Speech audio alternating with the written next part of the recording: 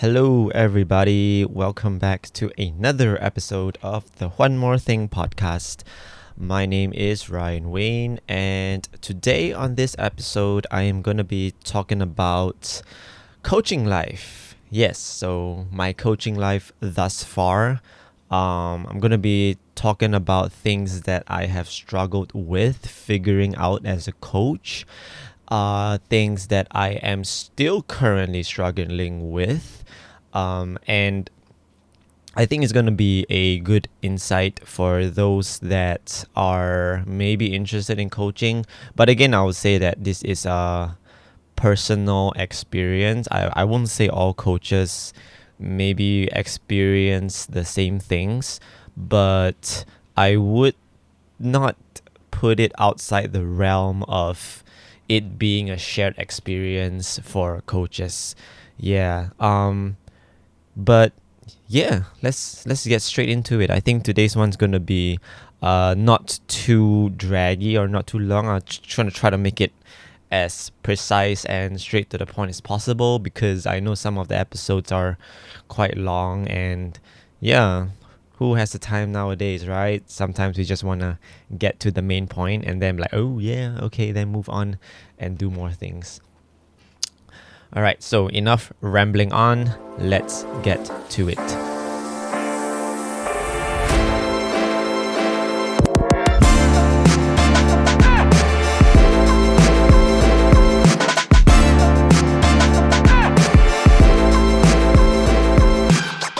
So, let's go. The first one.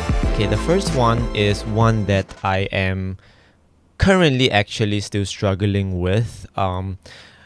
I wouldn't say it's a struggle, but yeah, it's just bad days, but not to the point of like having bad days and coaching is like bad days. It's just more of having bad days and then still having to coach, right? So the number of times I have had bad days and have to coach is easily more than half the time. Yeah, because I have a lot of things going on and there's a lot of things that kind of affect.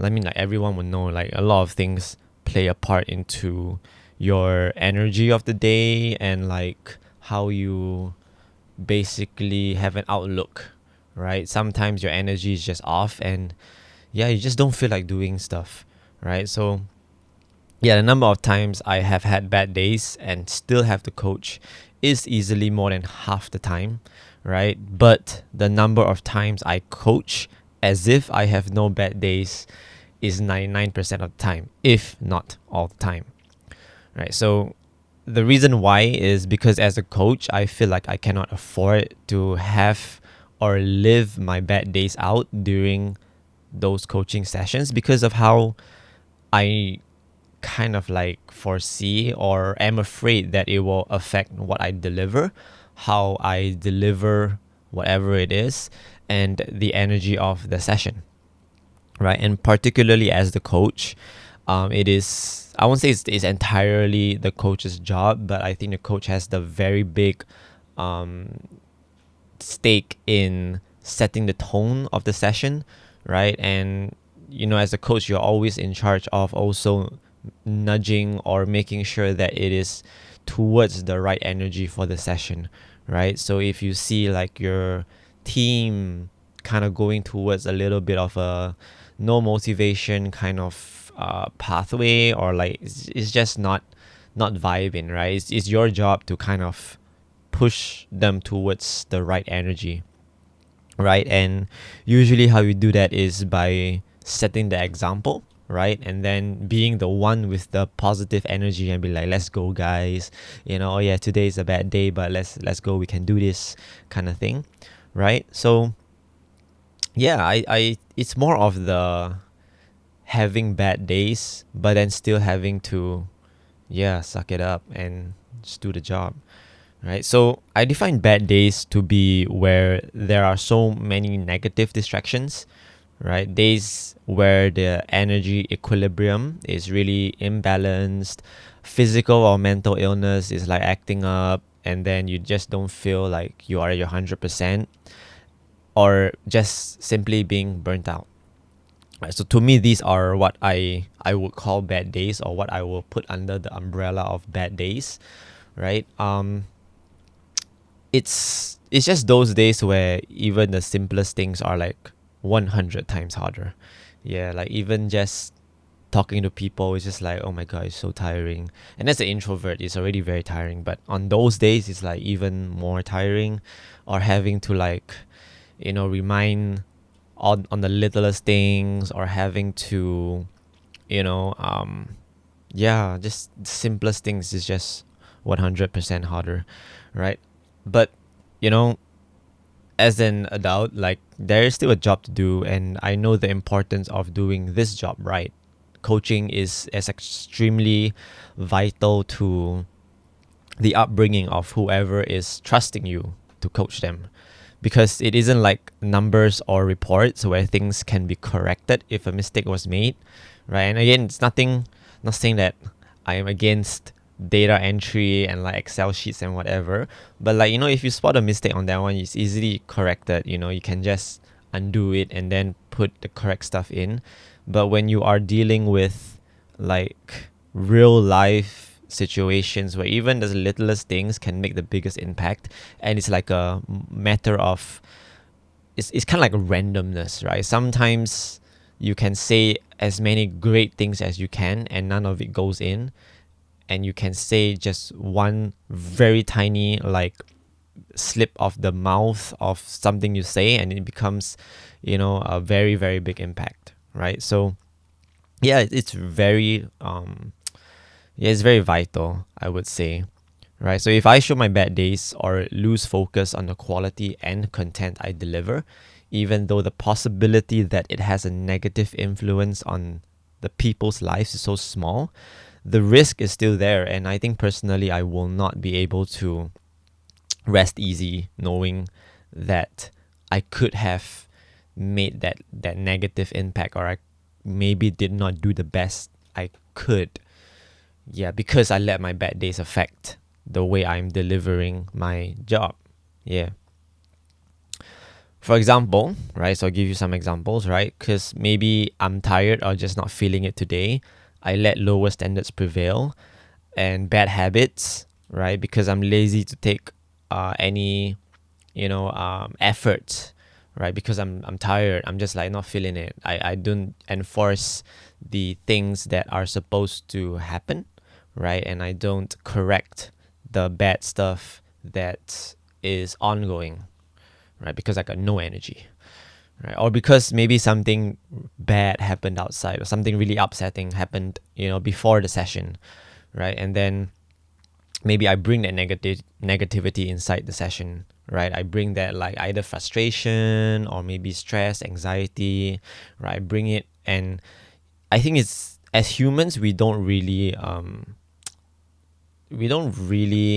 have to say that you are stressed or you are feeling a negative energy for people to then feel it, right? You can just notice it in your body language, right? And the way you're talking, your tone, right? A lot of people can infer from all of those key data points, right? That, oh, this is bad energy, and it just unconsciously just affects everyone, right? So yeah, that could be one.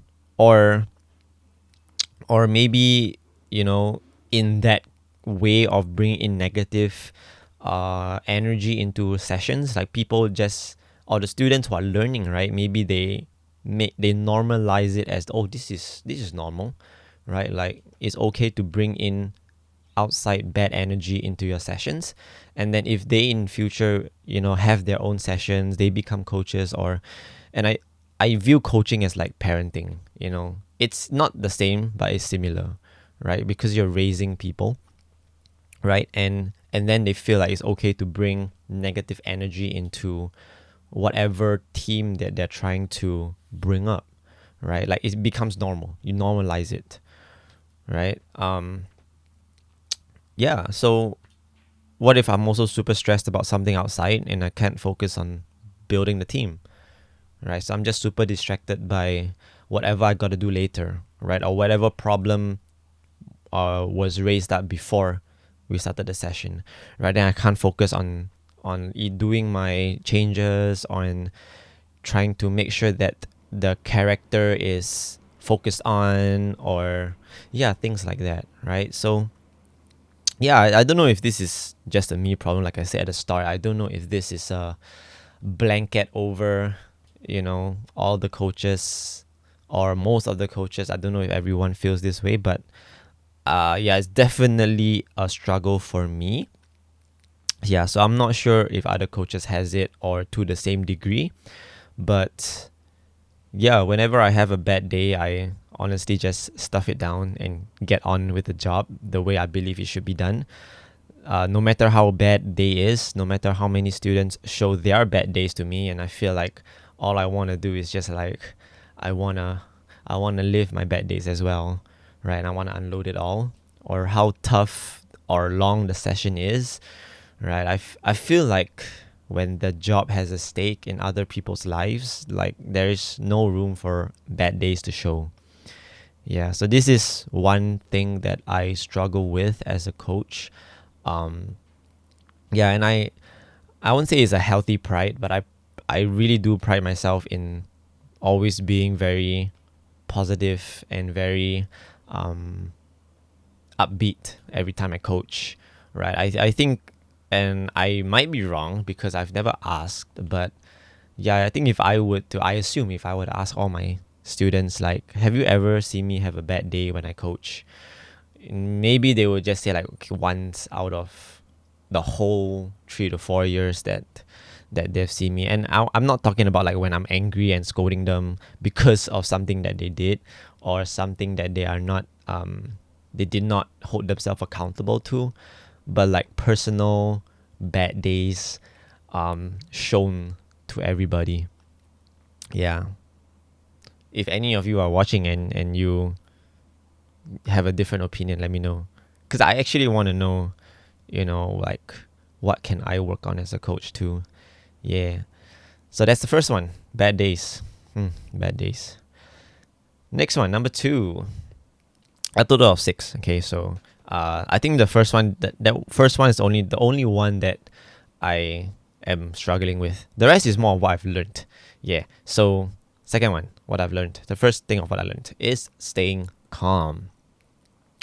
So when I mean staying calm, it's also kind of similar to the previous point. It's like not letting things around you affect you from doing your job the right way. But I would say it's a smidge closer to the actual coaching part.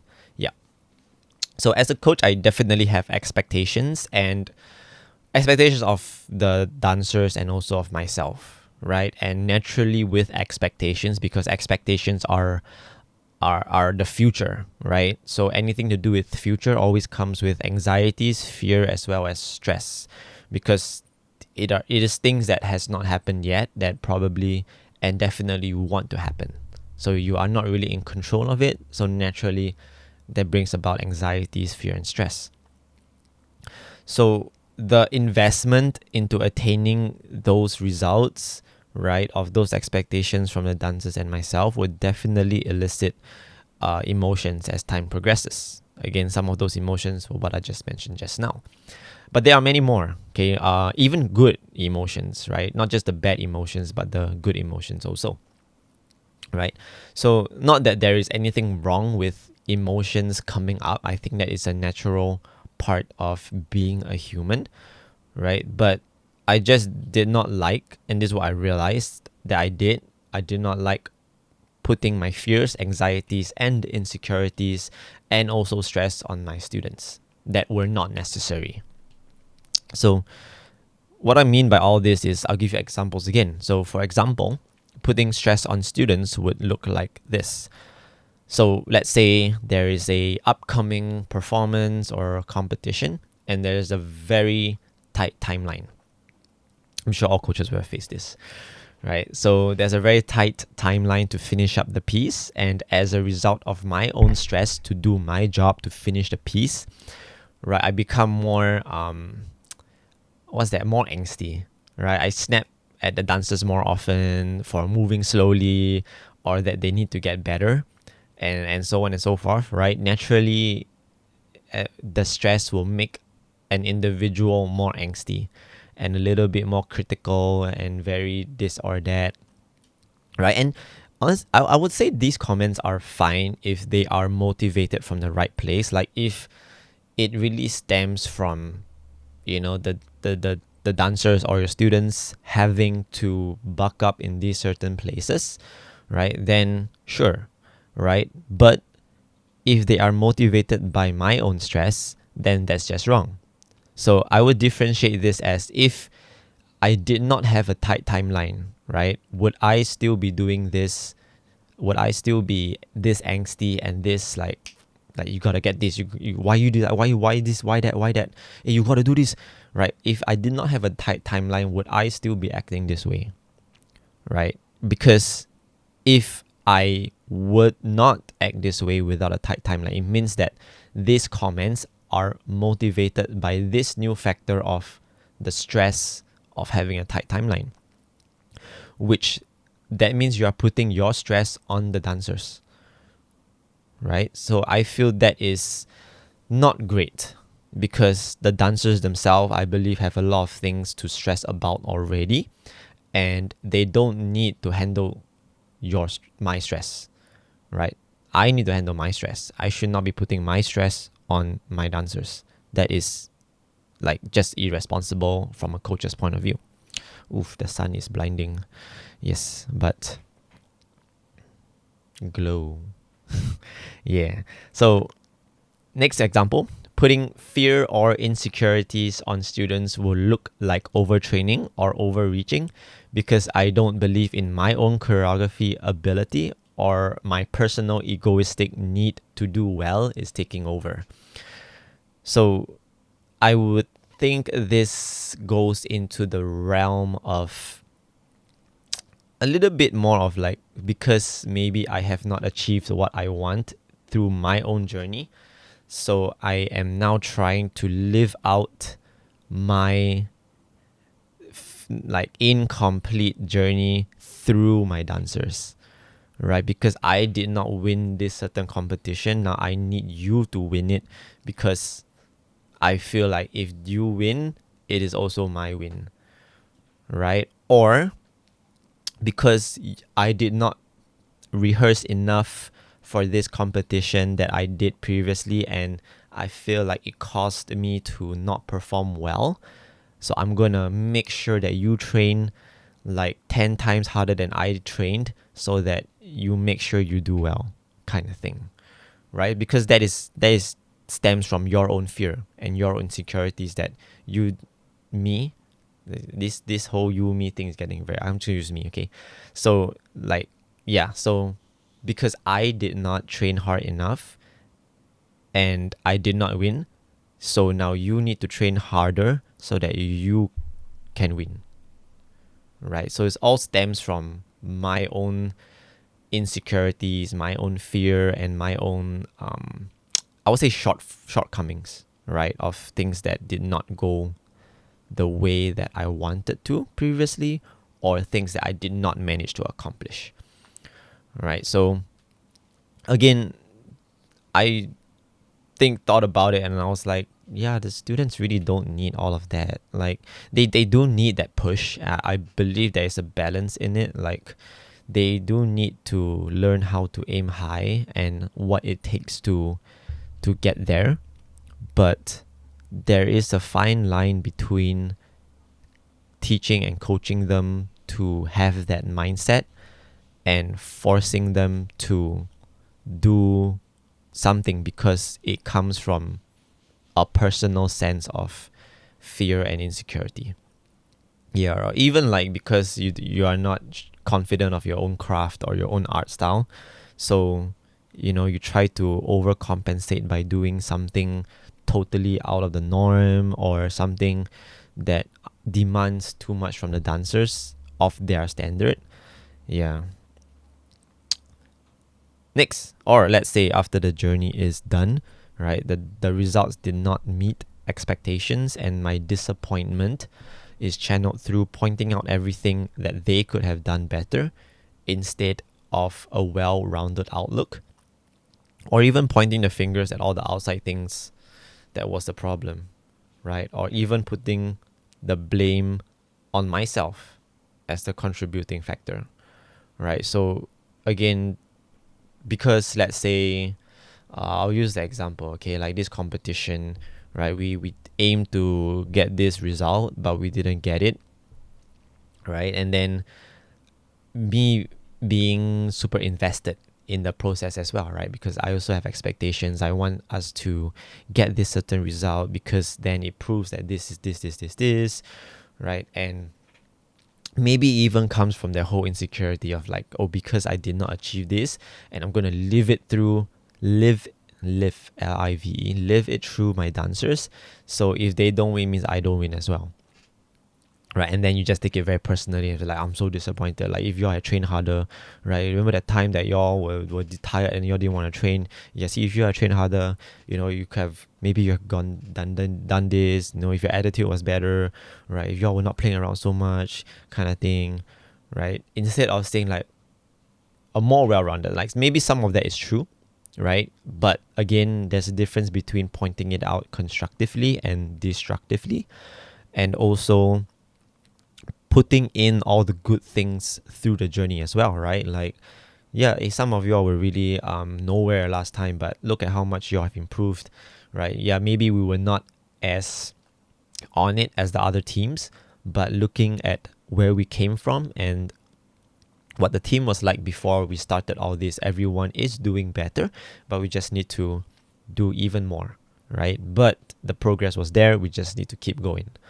right? So a more like well-rounded and well-balanced feedback, right? Instead of just channeling your disappointment through, do personal like vendettas, like, I really wanted to win this and y'all did not win it, so kind of thing, right? Yeah, I think I'm also guilty of this whole like pointing fingers at all the outside things. That was the problem. I mean, because there's a lot of things you can't control, but yeah, I think I just realized it too, that just because you can't control it doesn't mean it is that something's fault, right? It is what it is, right? And instead of blaming those things that happen that is out of your control, yeah, just focus on the things that you can control, right? So yeah, just being more realistic at the feedback and what you tell dancers. Yeah, so I think staying calm, right? Because this whole point is about staying calm. I think staying calm is easy to say, but very, very hard to do. Emotions are such a primal part of human nature, right? And releasing those emotions are important, but having to be conscious when to release them and for it to not be at the expense of other people is something I believe is of importance as a coach. And this is something that I have learned thus far through my coaching journey. Okay, give me a moment. I'm gonna close the blinds because it's too bright.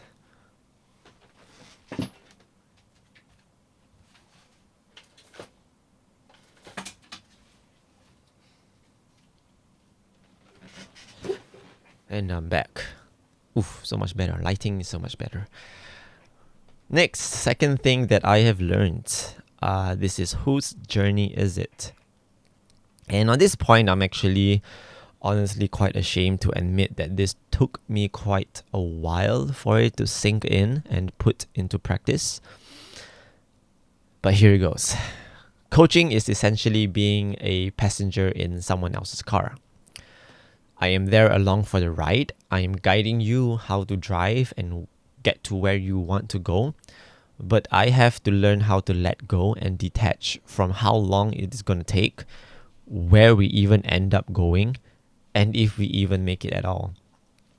Even though I want to get to a certain place, I want things to be done in a certain way, I want to follow a certain timeline, I have to realize that that is what I want. Yeah, all that I just said, that is what I want and not what the student needs, right? So they may want it too, right? Like, again, whatever I say, they may want to get to a certain place, they may want to do things a certain way, they may want to follow a certain timeline, right? But again, a good coach, I believe, should know what the student needs more than what they want, right? I have this saying, in life, we all have wants. Yeah. But what we need is more important. Yeah. So this whole car analogy, I thought of it, I was writing this. But essentially it just points to the role that the coaches take in this coaching journey, right? We are the ones, guiding, but we need to realize that, or at least I'm not going to talk about we. This because it's mostly for me. I need to realize that, where we end up going is not up to me. I might want to aim for this certain result and that certain outcome, but ultimately it is not in my control. I can only control what I do at the present moment, like what I share, what I impart, what I try to guide. You guide the student towards, but where they end up going is entirely up to them. Even though, yes, they may have influence from me or from the other coaches and other teachers out there, it is ultimately their decision, and I should not, be too attached to the imagined or the hoped destination that they go to, right? Yeah, because I think that's how control takes over, or this whole idea of being proud or disappointed or this or that, right? It comes from attaining something or not attaining something. And I think if we just let go of that attainment and just focus on the process, coaching is a process. Coaching is not a destination, right? So even in the job title itself, it is more of a progress than a getting somewhere. Yeah. So just got to remember that this is their journey and we need to let them grow how they should and not how we think they should. To connect this a little bit to the previous point, our emotions are ours and theirs are theirs. So I don't want to influence your unique lives and experience with whatever fears, stress, insecurities, feelings of inadequacy, or even achievements from my life. Right? My job is to help coach you to where you want to go, playing and building on your strengths, playing to and building on your strengths, characters, preferences, and much more. Definitely, there are things I will know better because of experience and having gone through more, but it is not for me to make you do it a certain way, but to just simply present it to you, let you choose your journey, let you choose what you want to do, and do that through every single point. And whatever you choose to do, then it is my job to help you do that to the best of your ability. Right? So again, it is not like there's only one way that works. There may be only one way that I know works, but if I were to say that that is the only one way that works in the whole entire world, then I am basically failing as a coach, because my job is to help you do it your own way, right? Find out how your way can work, and I think that is important, right? But I would then also say that there are some underlying things that must be achieved or must be embodied, right? Like those characters of like resiliency, consistency, all those values and stuff. Those are things that are, I would say, non-negotiable to me as a coach. This is what I believe, right? There may be other ways, but those are the ways that I would not waver from. Like having those traits, that is a must, right? So, and I think another thing is realizing that us as coaches, or me as a coach, I am in a more advanced stage of the journey than whoever I'm coaching, because naturally 99% of the time you are coaching someone with less experience or are in a earlier phase of their journey, right? So they don't have the same mindset yet or same growth. Yeah. So there are some things that require a certain amount of growth and maturity before being able to understand the lesson. That's the reason why some things you only are able to like connect the dots once you reach a certain stage in your life. And you'll be like, oh, that made sense. Because you have to go through certain things in order for it to really sink in and like become a practical aspect of understanding. Right? Everyone's personality is so different. Lessons will be learned at different times and different stages. What I may deem as common sense might not be for younger athletes. What I deem as achievable may not be for their stage of progress. What I may have achieved at that age may not be possible for certain individuals because everyone is different. Right? If I don't believe that logic of because I achieved this at my age, then it's okay if it's also okay if y'all don't achieve it at that age, even if it was the same age. So if I don't believe in the logic, then why have I not achieved Olympic medals? And other people who are younger than me already have like 10 Olympic medals. So it's more to the point of just letting them or letting your students live their journey. So it's also a bit similar to the previous point, right? They're all interconnected, right? And I think this also plays into the whole point of you have to learn some things before you learn the next thing. So you can't teach, you can. You can't teach multiplication if you don't teach addition first, right? Because multiplication in the working process, you have to know how to add stuff. So we have to make sure that the structure is there and they are learning it on their own time, right? We can try to nudge it along and make it as efficient as we can, but however long they take to learn is however long they take to learn, and it is ultimately their journey, not our journey.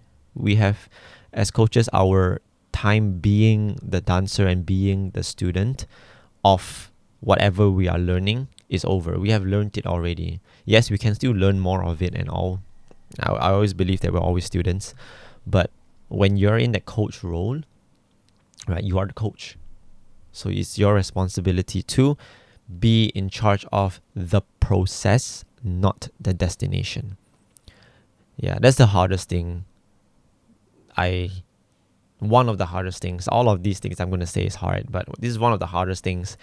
Is just letting go of the destination, right? Because coaches, we always have expectations of, we want to achieve this, we want to bring the team to this great achievement, right? And I just have to refocus on the job. The job is coaching. The job is not achieving. The achieving is done to is put onto the dancers or the athletes, right? It's their time to achieve, not our time.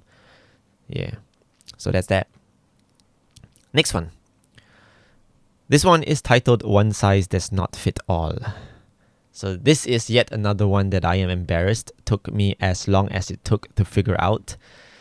My perspective of coaching used to be like this, okay? So this is probably like my first 2 to 3, maybe even up to 4 years of coaching, right? This is what I used to think coaching was going to work like for myself.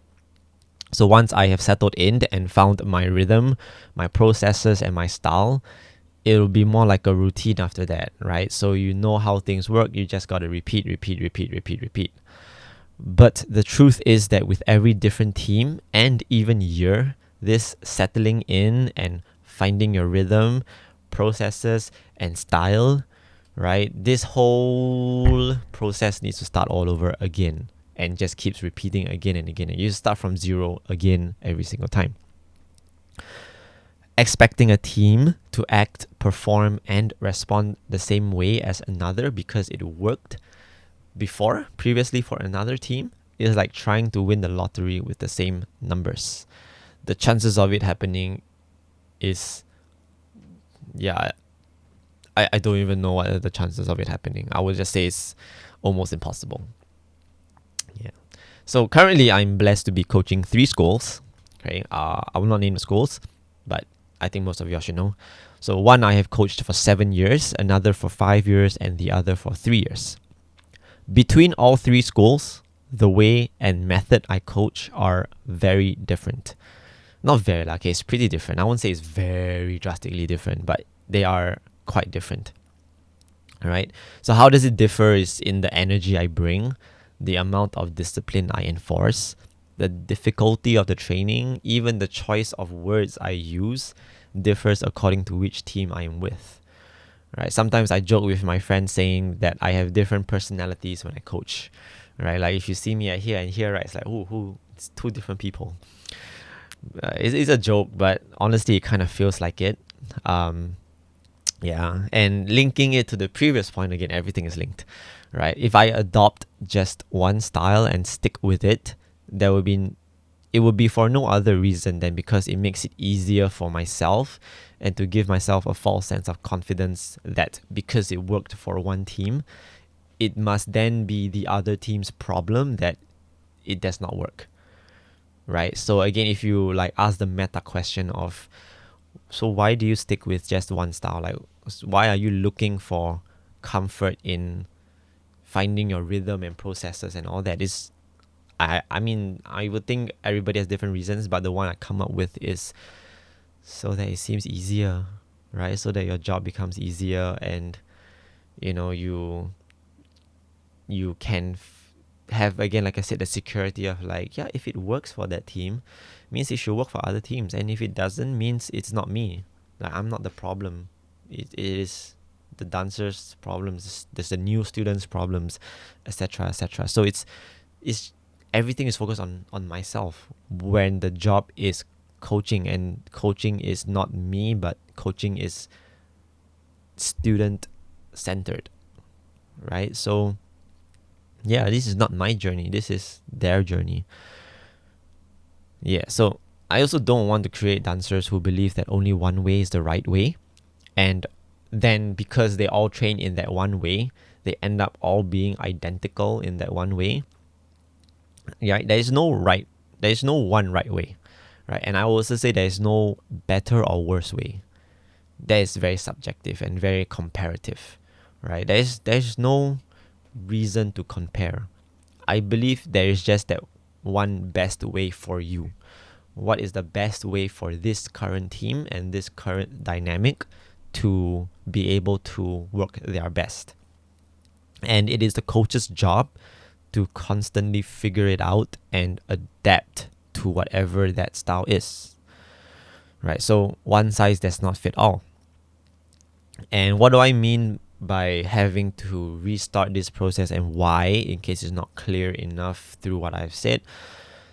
So every year the team dynamics change. Although majority of the team will stay the same from one year to the other, but actually that's what you think. But 50% of the team will change because one whole level will step down and one whole level will come in. Right? So yeah, it's a big chunk of people that are changing.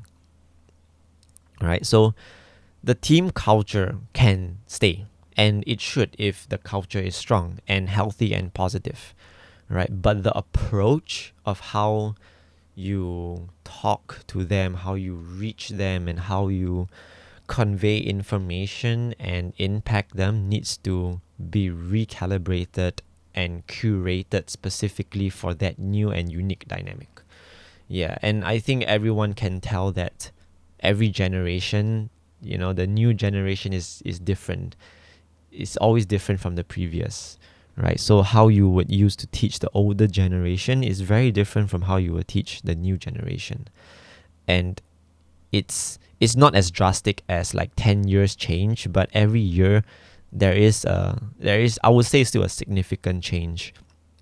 And that impacts not just that generation, but the team they are mixing with, because there's now a new dynamic that everyone needs to get used to, and that is something that the coach also needs to get accustomed to, right? Change their approach to fit this new and unique dynamic, right? So, for example, there will be some exercises that need to be scrapped or added, right? Because maybe this is not as effective as for this group as previously, or maybe there's a new area that needs to be targeted for this specific dynamic, right?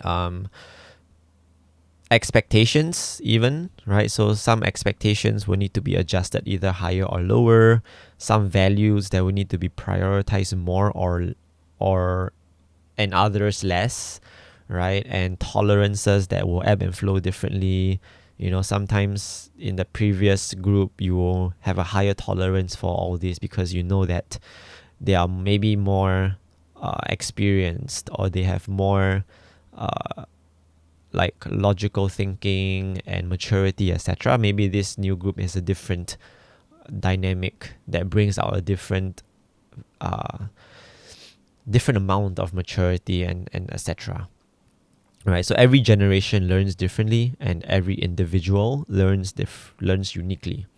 So coaches need to do the work to cater to the students. That is the job, right? The job, yes, is coaching, but it's also how the coaching is done, right? And how the coaching is done is based on the factor of who are you coaching for.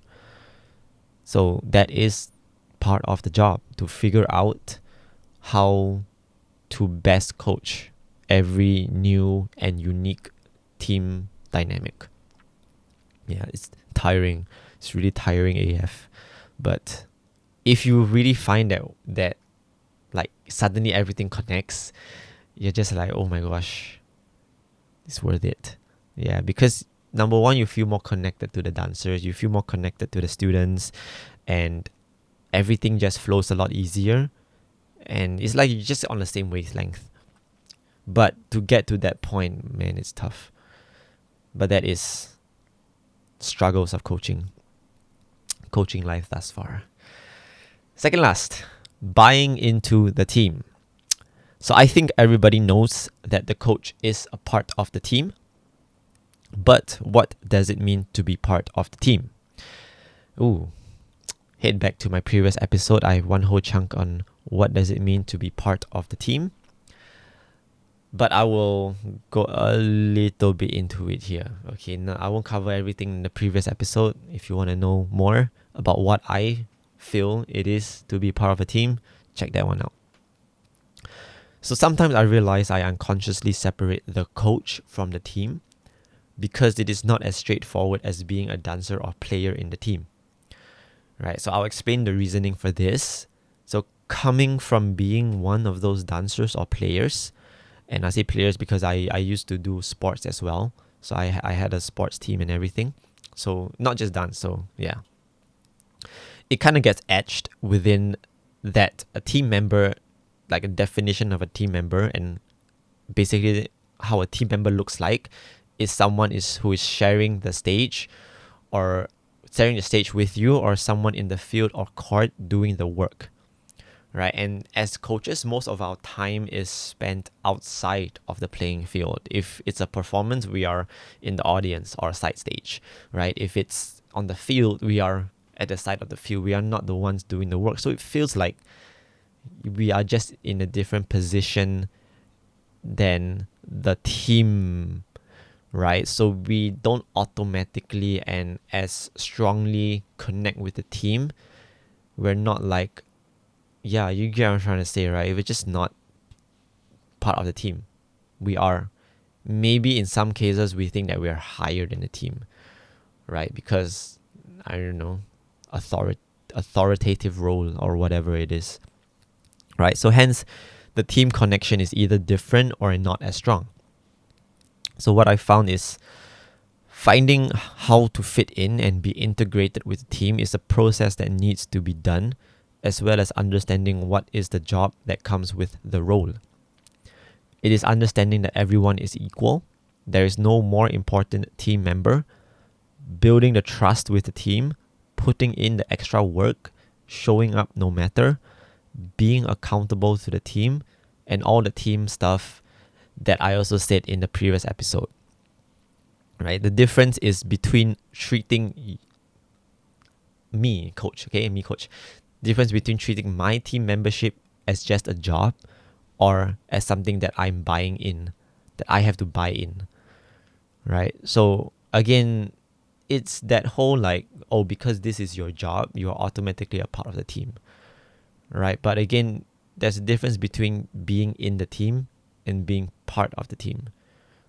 So just because that this is my job does not make me a part of the team. Being part of a team is something that I believe everyone has to buy in, and not buy in through financial, like I pay this buy in like a poker game, like I must pay $100 to enter the game. But you buy in through your effort and through your commitment and everything that every other team member has to pay. So whatever that we ask the kids to give, like you have to practice outside of training, you have to show up for extra practices, you have to go down to support your dancers, your fellow teammates at this competition. Those are all things that I believe the coach has to do as well, because unless you really just call your what you do as your job, and I don't treat this as my job. I treat this as being part of a team.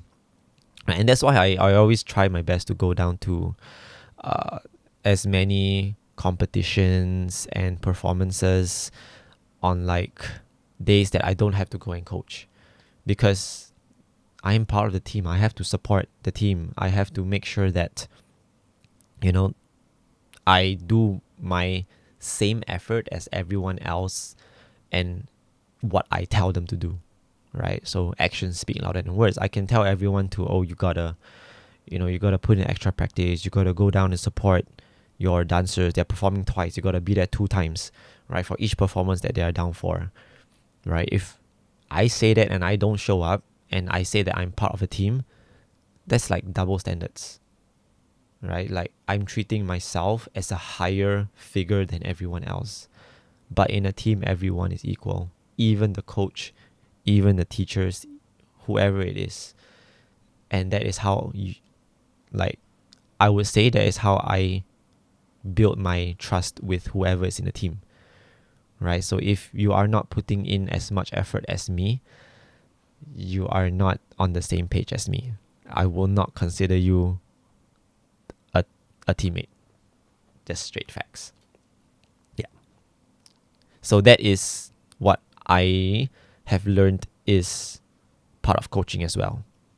Yeah, because previously I was not as, I'm not say committed. I wasn't as right, like go down for a lot of extra things and everything as now.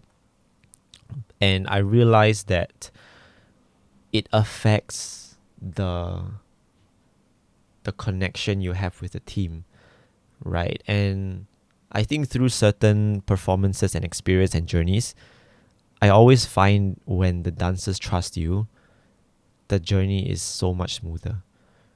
So you have to earn the trust, and simple things like just being part of team activities is the way to build trust.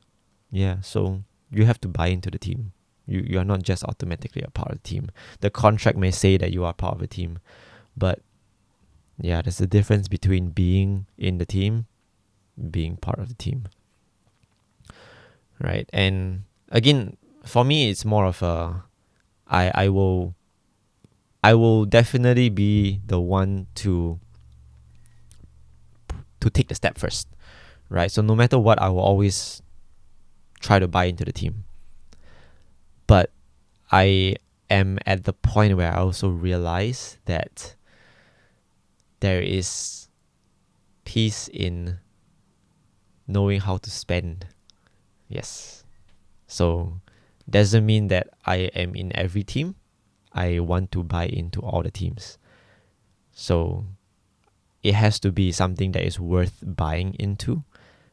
And it is not for a lack of trying. But yeah, I would like to buy in.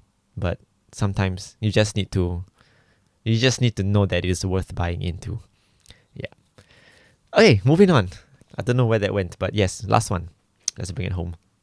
Last one, and this one will bring everything home. This is kind of like a little sum up, or like the title is the bigger picture of everything so far. So let's go. So this is my current view of coaching, right? So just now I mentioned what my previous one was, and now this is my current view of coaching.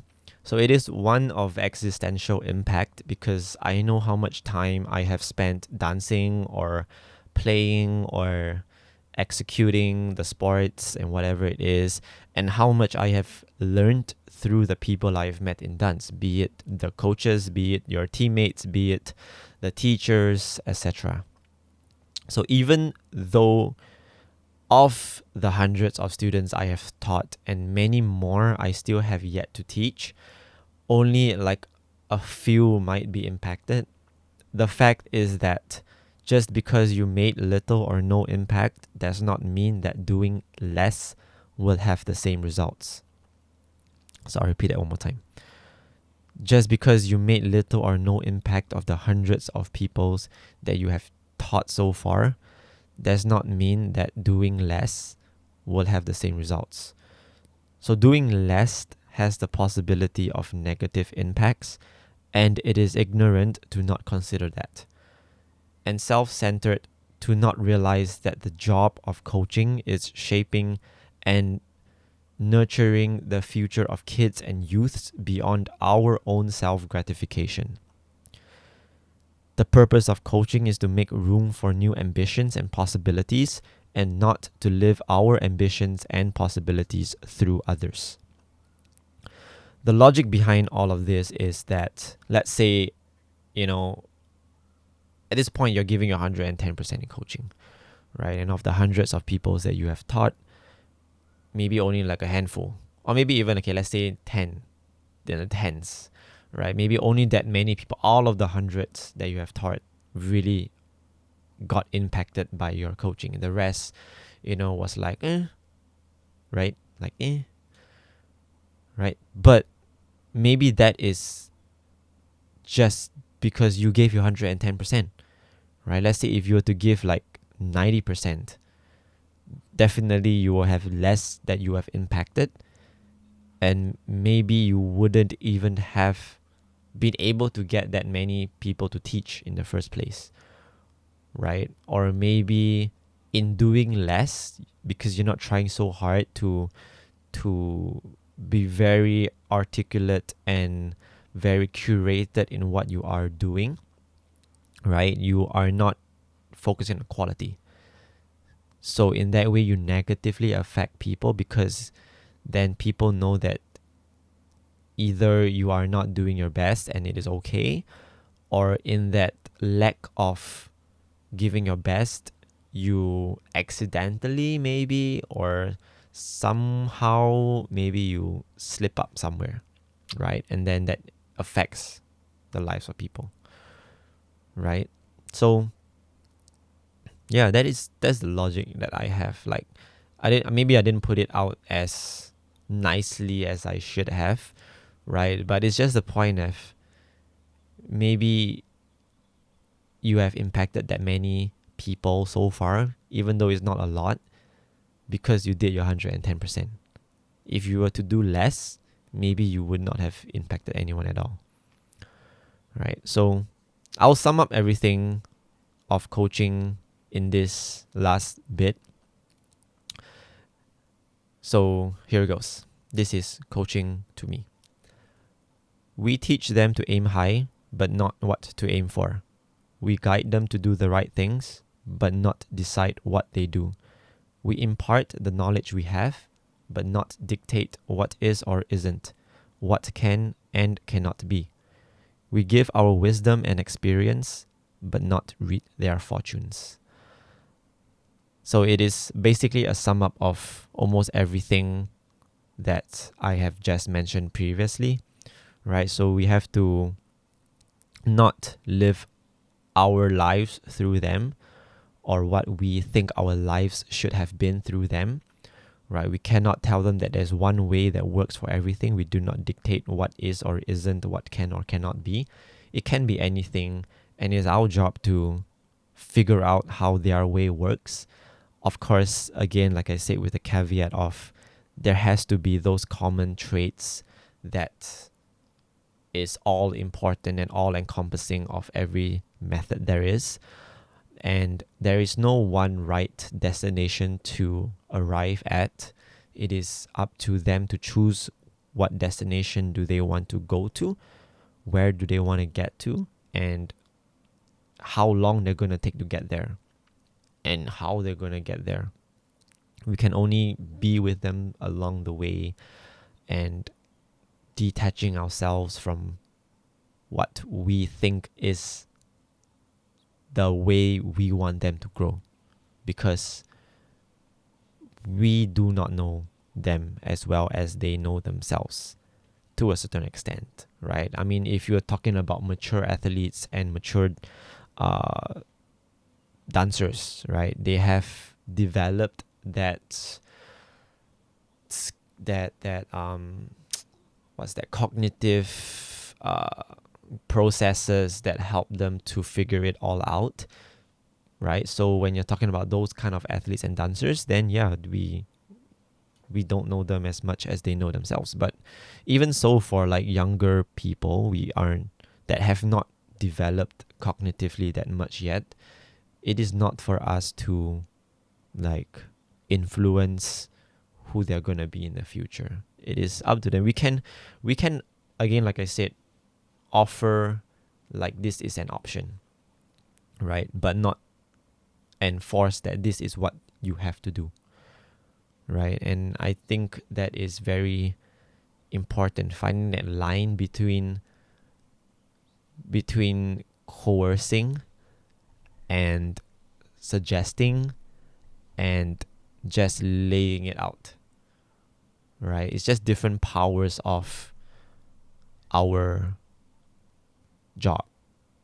Yeah. So yeah, very complex.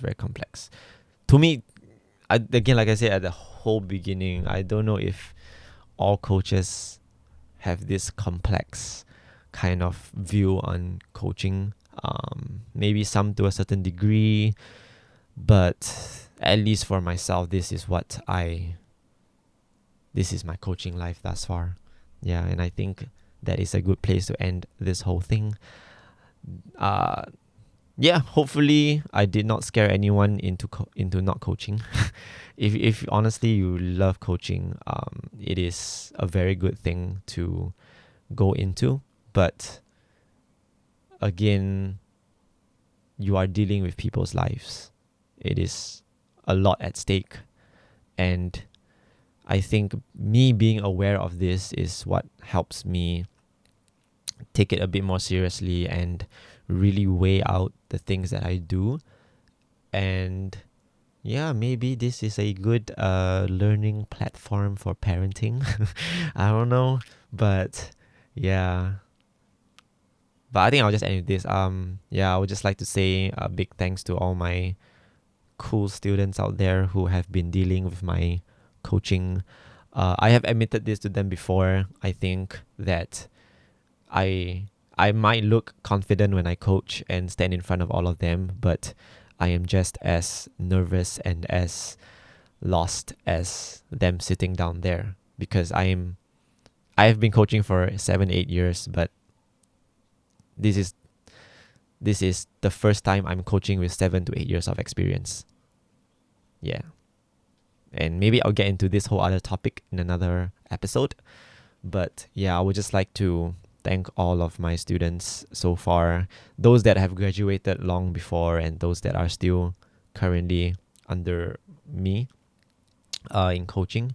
Yeah, I would not have learned all this without all of you, and learning all this is making me a better person. So thanks, guys.